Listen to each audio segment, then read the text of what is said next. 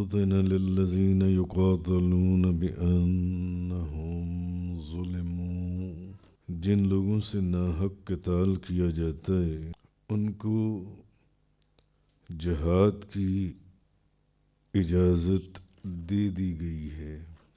وَإِنَّ اللَّهَ عَلَى نَصْرِهِمْ لَقَدِيرٌ، بے شک اللہ ان کی مدد کرنے پر ضرور قادر ہے۔ تو آج سورہ حج کا ذکر چل رہا ہے۔ آج سورہ حج کی آیت نمبر 39 سے بیان ہے۔ اذن للذین یقاتلون بأنہم ظلموا وَإِنَّ اللَّهَ عَلَى نَصْرِهِمْ لَقَدِيرٌ، جن لوگوں سے ناحق قتال کیا جاتا ہے ان کو جہاد کی اجازت دے دی گئی ہے، کیونکہ ان پر ظلم کیا گیا ہے۔ وَإِنَّ اللَّهَ عَلَى نَصْرِهِمْ لَقَدِيرٌ، بے شک اللہ ان کی مدد کرنے پر ضرور قادر ہے۔ الذین اخرجوا من دیارہم بغیر حق الا ان یقولوا ربنا اللہ، جن لوگوں کو ان کے گھروں سے ناحق نکالا گیا محض اتنی بات پر کہ وہ کہتے تھے کہ ہمارا رب اللہ ہے۔ یعنی جن لوگوں کو صرف اس بات پر ان کے گھروں سے نکال دیا گیا، جو صرف یہ کہتے تھے کہ ہمارا رب اللہ ہے، صرف اتنی بات پر، الا ان یقولوا ربنا اللہ، جو صرف اتنا کہتے تھے، اتنی بات کہ ہمارا رب اللہ ہے، انہیں ان کے گھروں سے بے گھر کر دیا گیا، نکال دیا گیا۔ وَلَوْلَا دَفْعُ اللَّهِ النَّاسَ بَعْضَهُمْ بِبَعْضٍ لَهُدِّمَتْ صَوَامِعُ وَبِيَعٌ وَصَلَوَاتٌ وَمَسَاجِدُ يُذْكَرُ فِيهَا اسْمُ كَثِيرًا، اور اگر اللہ بعض لوگوں کو دوسرے بعض لوگوں سے دور کرتا نہ رہتا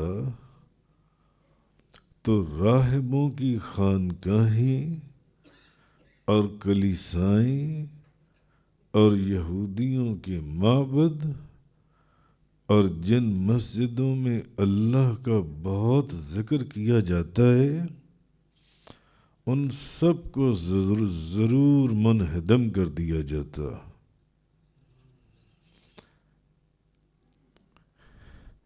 یعنی اگر اللہ، یہ اللہ کا ایک نظام ہے، بعض لوگوں کو دوسرے بعض لوگوں سے دور کرتا نہ رہتا تو راہبوں کی خانقاہیں، کلیسائیں، یہودیوں کی عبادت گاہیں اور جن مسجدوں میں اللہ کا بہت ذکر کیا جاتا ہے ان سب کو ضرور منہدم کر دیا جاتا۔ وَلَيَنْصُرَنَّ اللَّهُ مَن يَنْصُرُهُ، اور جو اللہ کے دین کی مدد کرتا ہے اللہ اس کی ضرور مدد فرماتا ہے۔ إِنَّ اللَّهَ لَقَوِيٌّ عَزِيزٌ، بے شک اللہ ضرور قوت والا اور بہت غلبے والا ہے۔ اللہ بہت قوت والا اور بہت غلبے والا ہے۔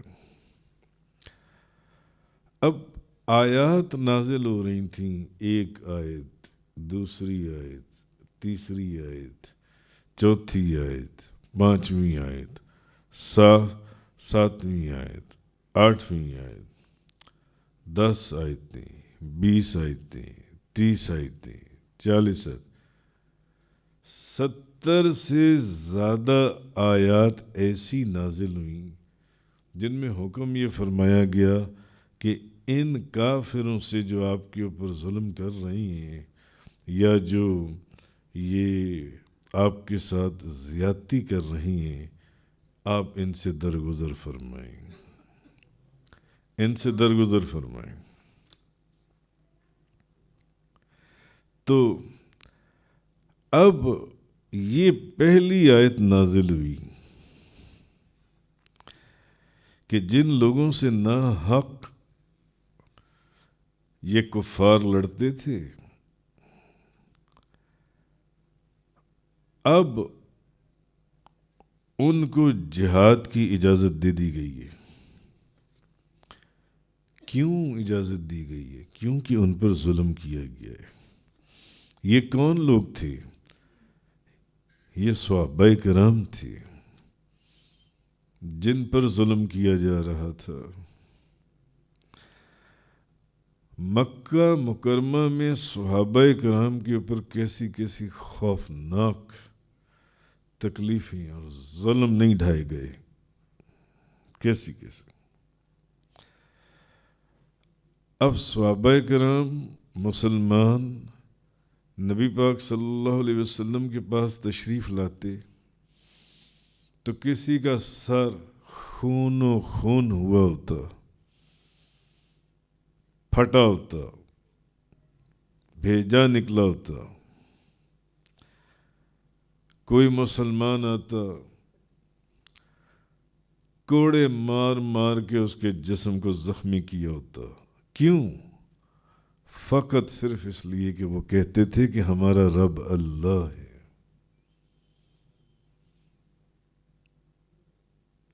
نبی کریم صلی اللہ علیہ وسلم کی اقتداء میں، حضور کی محبت میں، اللہ اور اللہ کے رسول سے ان کو سچی محبت تھی۔ اب اس محبت کے نتیجے میں آگے سے ماریں پڑ رہی تھیں۔ کسی کا سر پھٹا ہوتا، خون و خون، احادیث آپ کو ملیں گی۔ کسی کے جسم پر کوڑوں مار مار کے کوڑے، جسم لہو لہان کر دیا ہوتا تھا۔ اور کسی کو آپ نے پڑھا ہی ہے کہ تپتی جلتی ہوئی ریت کے اوپر رسیوں سے باندھ کر گھسیٹا جاتا تھا، اور کسی کے اوپر لوہے کی کنگھیاں چلائی جاتی تھیں۔ بعض مسلمانوں نے، صحابہ کرام نے، ایسا نہیں تھا کہ وہ معاذ اللہ کمزور تھے، انہوں نے حضور سے پوچھا، انہوں نے کہا اگر آپ اجازت فرمائیں، مگر ابھی اللہ کی طرف سے حکم نہیں تھا، کوئی ایک آیت تو نازل نہیں ہوئی تھی، کم و بیش 70 آیتیں قرآن کی اس بات پر نازل ہوئی تھیں کہ آپ درگزر فرمائیے۔ حکم نہیں ہے ابھی، درگزر فرمائیے۔ بعض مسلمان آتے، یا رسول اللہ آپ ہمیں اجازت دے دیں، کسی کو پتہ بھی نہیں چلے گا، ہم اندر کھاتے ان سب کو قتل کر دیں گے، نہیں تو ان میں سے بے شمار کو قتل کر دیں گے۔ مگر نبی پاک صلی اللہ علیہ وسلم فرماتے صبر کرو، صبر کرو، ابھی مجھے ان سے لڑنے کا اور قتال اور جہاد کا حکم نہیں دیا گیا، یہاں تک کہ آپ نے مکہ مکرمہ سے مدینہ منورہ کی طرف ہجرت کر لی۔ تو 70 سے زیادہ آیات، تفاسیر ہمیں یہ بتاتی ہیں، 70 سے زیادہ آیات جن سی ہیں وہ کفار کی ایذا رسانیوں پر صبر کرنے کے متعلق نازل ہوئیں، اور یہ پہلی آیت ہے سورہ حج کی آیت نمبر 39، جس میں حکم دے دیا گیا کہ جن لوگوں سے ناحق قتال کیا جاتا ہے ان کو جہاد کی اجازت دے دی گئی ہے۔ اب اجازت دے دی گئی ہے۔ تو جب یہ آیت نازل ہوئی تو پھر وہ ساری آیات، بے شک وہ کم و بیش 70 آیات ہیں، سب ان کا حکم منسوخ ہو گیا، وہ آیات منسوخ ہو گئی جن میں کافروں کی زیادتیوں اور ظلم کے اوپر درگزر کرنے کا حکم دیا گیا تھا۔ تو یہ ہے اس آیت کا شان نزول۔ تو حضرت ابن عباس رضی اللہ تعالی عنہما بیان کرتے ہیں کہ جب نبی پاک صلی اللہ علیہ وسلم مکہ سے ہجرت کر کے مدینہ منورہ چلے گئے تو حضرت ابو بکر صدیق نے کہا کہ انہوں نے اپنے نبی کو بھی نکال دیا۔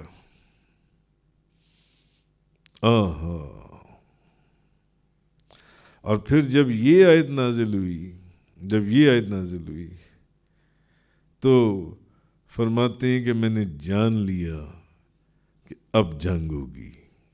اب تک تو جنگ ہوئی نہیں تھی، حضور نے روکا ہوا تھا، منع کیا ہوا تھا، اب جنگ ہوگی۔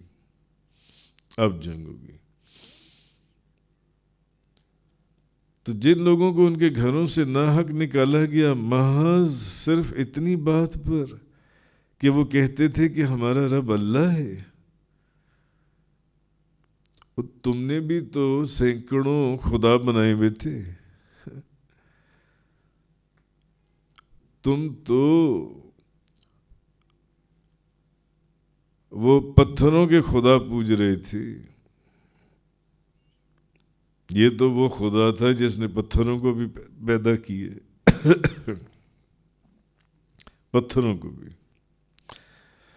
صرف اس بات کے اوپر۔ تو اب اصل میں اللہ نے 2 وجہوں سے ان کا ظلم بیان فرمایا ہے۔ ایک تو یہ کہ انہوں نے ان کو گھروں سے نکالا، خود حضور مکہ مکرمہ سے مدینہ طیبہ تشریف لے گئے، اور دوسری وجہ یہ کہ انہوں نے انہیں صرف اس لیے گھروں سے نکالا کہ یہ کہتے تھے کہ ہمارا رب اللہ ہے، صرف اس وجہ سے۔ یہ 2 وجوہات تھیں۔ اسی لیے آگے فرمایا کہ اگر اللہ بعض لوگوں کو دوسرے بعض لوگوں سے دور کرتا نہ رہتا تو راہبوں کی خانقاہیں اور کلیسائیں اور یہودیوں کے معبد عبادت خانے اور جن مسجدوں میں اللہ کا بہت ذکر کیا جاتا ہے ان سب کو ضرور منہدم کر دیا جاتا ہے، ان سب کو بھی گرا دیا جاتا۔ یہ اللہ کی حکمت تھی، اس کا نظام تھا کہ اللہ بعض لوگوں کو دوسرے بعض لوگوں سے دور کرتا رہتا ہے ان سے۔ اب اس کی کیا معنی ہو سکتی ہیں؟ ایک معنی تو اس کے یہ بھی بیان ہوئے کہ مسلمانوں کو، کیونکہ یہاں جس بات کا ذکر گزر رہا ہے، کافروں کے خلاف جہاد کی اجازت دے دی گئی۔ اب آ جاؤ، ابھی تک تو اجازت نہیں تھی۔ ایک میں نے جو عرض کیا کم و بیش 70 آیات میں منع فرمایا گیا، نہیں، درگزر کرو، صبر کرو، ابھی نہیں، وقت نہیں ہے۔ 70 آیت میں تو مسلمانوں کو اب کافروں کے خلاف جہاد کی اجازت دے دی گئی۔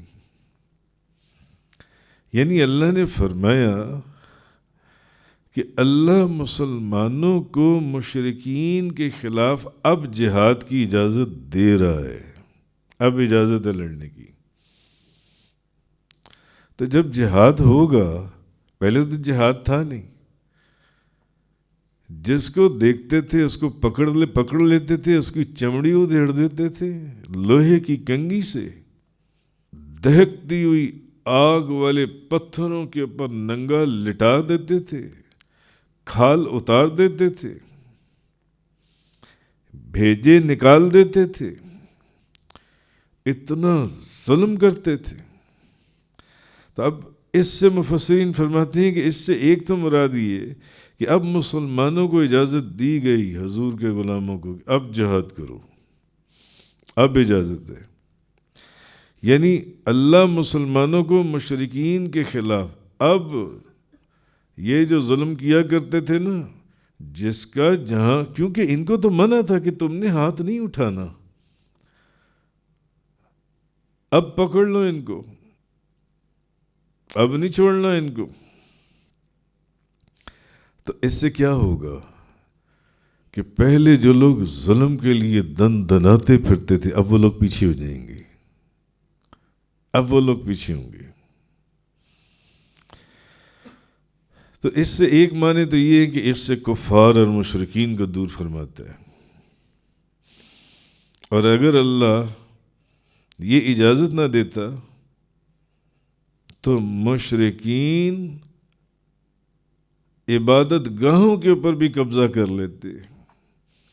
ابھی تو وہ صرف حضور کے غلاموں کو پکڑتے تھے اور ان پر ظلم کرتے تھے، یہ فرمایا گیا۔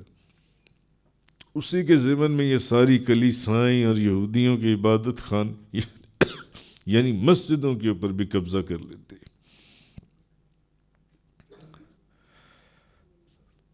یہ چیز فرمائی گئی، اور یہ بھی چیز فرمائی گئی اس دوری کے متعلق کہ اللہ تعالیٰ نیک لوگوں کی وجہ سے برے لوگوں سے عذاب کو دور فرما دیتا ہے، برے لوگوں سے۔ نمازیوں کی برکت سے بے نمازوں کے عذاب کو دور فرما دیتا ہے، صدقہ کرنے والوں کی وجہ سے ان سے عذاب کو دور کر دیتا ہے۔ اس کی انٹرپریٹیشن کو آپ کسی بھی سائٹ پر لے جائیں، ان سے عذاب دور کر دیتا ہے جو صدقہ نہیں کرتے جن سے، اور حج کرنے والوں کی وجہ سے ان سے عذاب کو دور کر دیتا ہے جو حج نہیں کرتے، جو حج نہیں کرتے۔ تو اب آپ کو سمجھ میں آیا ہوگا کہ اللہ بعض لوگوں کو دوسرے بعض لوگوں سے دور کیسے فرماتا ہے۔ ایسے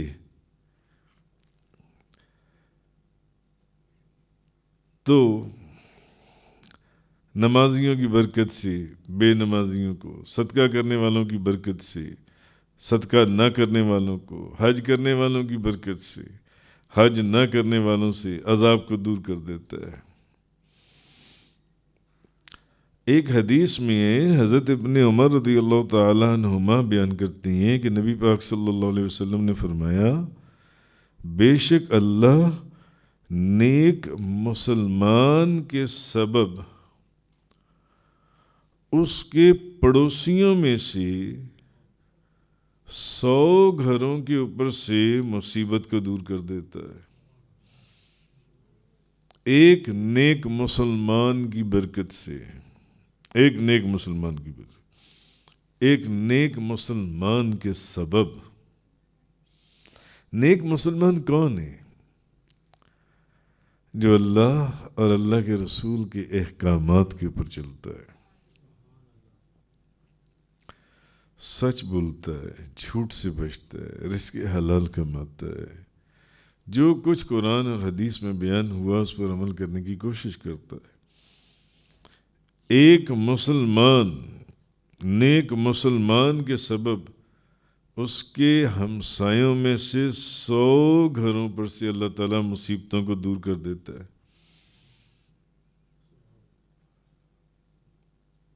تو پھر جو اللہ کے دوست ہیں یا اولیاء اللہ ہیں، ان کے پڑوس میں سے کتنے سینکڑوں دنیا بخشی جاتی ہوگی ان کی برکت سے۔ حضرت ابو ہریرہ رضی اللہ تعالی عنہ فرماتے ہیں کہ نبی پاک صلی اللہ علیہ وسلم نے فرمایا نیکی میں سبقت کرو. میں سمجھتا ہوں کہ شاید اس لیے فرمایا کہ کس چیز کے انتظار میں بیٹھے ہو، نیکی میں سبقت کرو. حضور نے فرمایا اگر نوجوان اللہ سے ڈرنے والے، نوجوان اللہ سے ڈرنے والے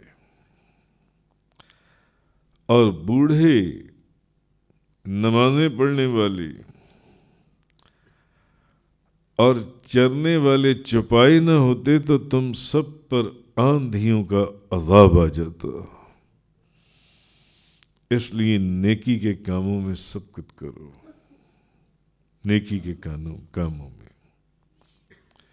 تو یہ چیز اللہ تبارک و تعالیٰ نے فرمائی. اور ان آیات میں اب مسلمانوں کو اور حضور کے غلاموں کو جہاد کی اجازت دے دی گئی کہ جتنا ظلم سہنا تھا، جو زیادتیاں تھیں، بس اب صبر کا وقت ختم ہوا، اب پکڑ لو ان کو جہاں پر یہ اس طرح کرتے ہیں کچھ. وآخر الدعوانا الحمد للہ رب العالمین. تفسیر قرآن کا یہ لیکچر انگلش میں سننے کے لیے براہ کرم ڈسکرپشن میں موجود لنک پر کلک کریں.